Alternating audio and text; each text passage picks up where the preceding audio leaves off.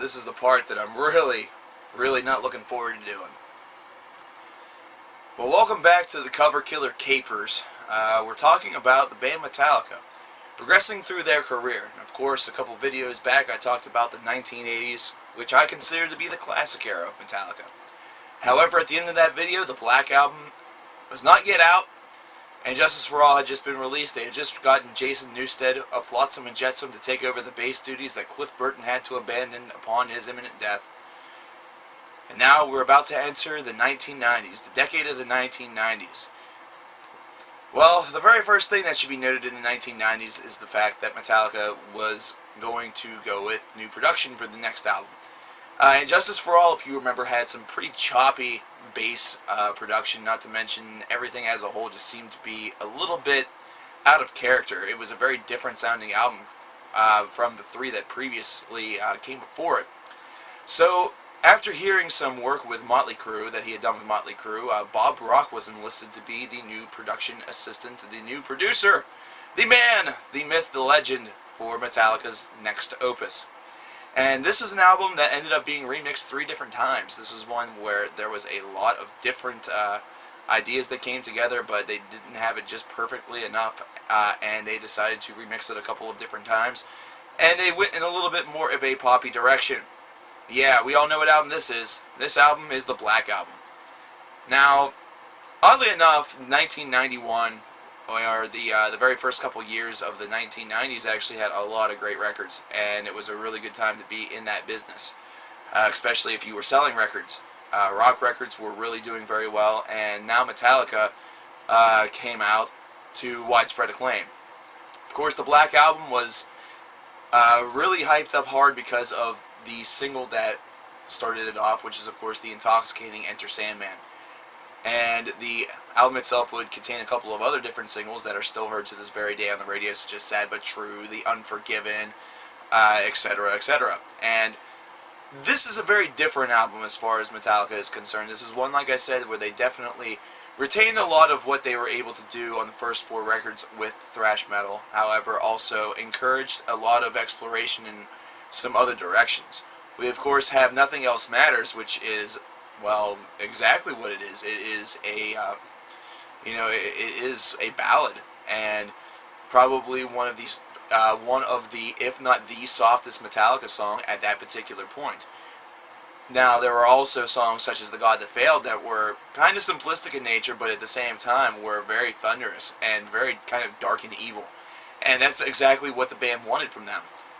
So there's a lot of good songs on this particular album. However, there's a lot of songs that, well, it just didn't feel like Metallica at the time. It was one of those things where it was kind of a difficult transition for a lot of people that were big fans of the first 4 albums to kind of swallow.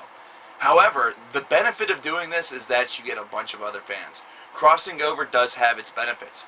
And because of this crossover album being so popular, especially with the singles that were released, it became one of the best-selling albums of all time. In fact, I believe it's currently right now 26th on that list. It's up there pretty high. It's gone multiple times platinum. Anyways, the sky really seemed like it was going to be the limit for Metallica after the release of the Black Album, mainly because it had done so well. Not to mention, it seemed like even though there were some fans that were a little bit displaced by this whole change in direction and musical approach, a lot of the hardcore fans still retained their fanship, not to mention they were able to get a lot of other fans in the process, like I just said. Whenever they embarked on the tour for this particular record, everything seemed to be going very, very well until tragedy hit once again. James Hetfield, unfortunately, by accident, stepped right in front of what was going to be a pyrotechnic explosion. It did explode as he walked into it and ended up very badly burned. Now, the tour didn't necessarily stop. In fact, the person who played the guitar on the rest of the tour ended up being their guitar tech, who was also in the band Metal Church at the time. However, it was definitely plain to see that this little brush with death sort of had James in a little bit of a differing mood.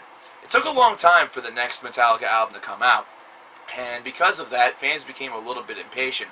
And it seemed like Metallica was really working very diligently on something. However, they had a little bit too much.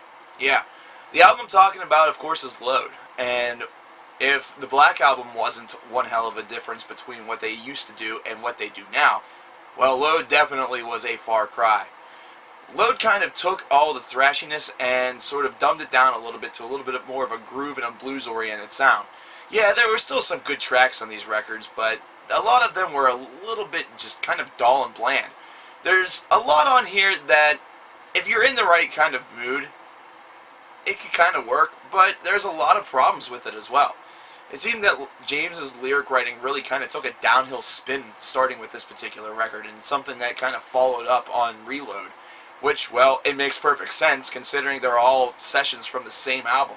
Yeah, I should just go ahead and lump Reload into this as well. A couple years later they released Reload, which were just other songs from the Load sessions that they decided that they wanted to put out. It's ridiculous, not to mention, well, if they wrote this many bad songs and they decided to release them all, well, what are you going to do? It's almost like what I said about Saint Anger. Even though Saint Anger was a pretty bad album, and even though both Load and Reload, Road and Reload, are pretty damn bad too, I still would have taken Reload over Saint Anger. And why? Well, because in small doses, the kind of bluesy, groovy oriented sound does kind of work. And it's only because, I don't know, sometimes you just have to take a look at the grand scheme of things and understand exactly what was going on.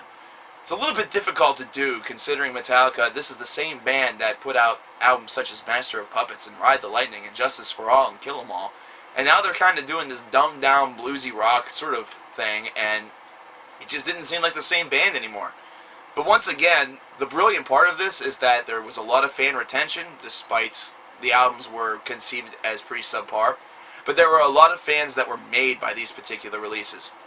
You see, by this point, Metallica, thanks to the Black Album and the publication of all the different things that had happened between the period of the Black Album and the release of Load, such as the explosion that injured James and the riots at the Montreal gig that were going on between them and Guns N' Roses, Metallica was getting a lot of press, and so their music videos, whenever they were released, got a lot of airplay extensively on MTV.